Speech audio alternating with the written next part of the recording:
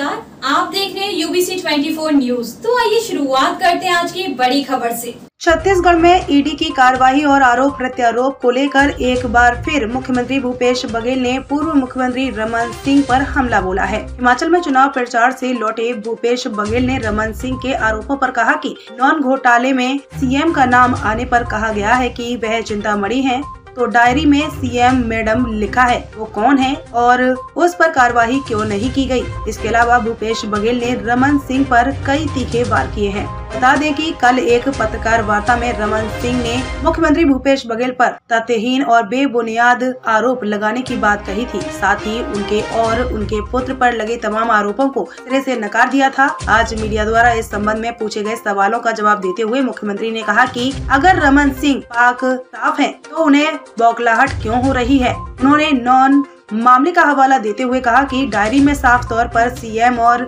CM madam का उल्लेख है। ये कहते हैं कि सीएम का मतलब चिंतामणि है, तो सीएम मैडम कौन है, इसकी जांच क्यों नहीं की गई और जो सीएम मैडम है उस पर कार्रवाई क्यों नहीं की गई। मुख्यमंत्री ने कहा कि रमन सिंह कहते हैं कि उनके संपत्ति के मामले में उन्हें आयकर विभाग से क्लीन चिट दी गई, तो कैसे उनकी संपत्ति 150 गुना बढ़ गई। भूपेश बघेल ने पूछा, गढ़मुक्तेश्वर में रिसोर्ट है जिसके बारे में सब जानते हैं, वो किसका है, रमन सिंह को स्पष्ट करना चाहिए।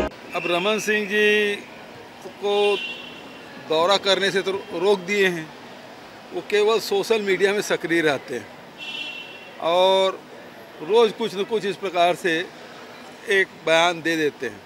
लेकिन रमन सिंह जी से मैं कुछ सवाल पूछना चाहता हूँ कि 10 साल से कम समय में उसकी जो संपत्ति, उसके बेटे की संपत्ति 1500 गुना कैसे बढ़ा, उसका जवाब दे। दूसरी बात यह है कि गढ़मुक्तेश्वर में रिसोर्ट है, उत्तराखंड में वो किसका है वो बताएं।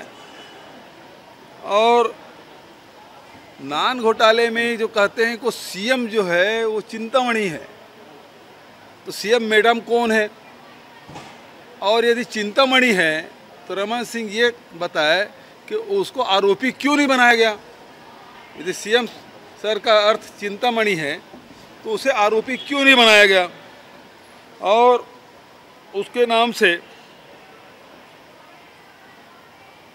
न्यायालय में जो दस्तावेज प्रस्तुत किया गया उसमें उसका उल्लेख क्यों नहीं है।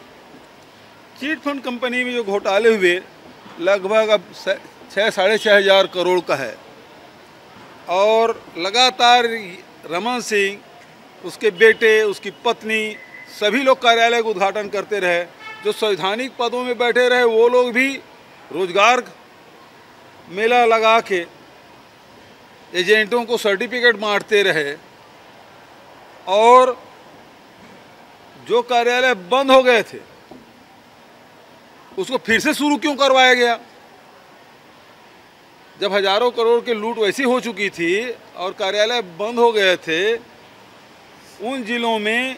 फिर खबरों में हफ्ते के लिए बस इतना ही। आगे मिलते हैं फिर ऐसी बड़ी खबर के साथ।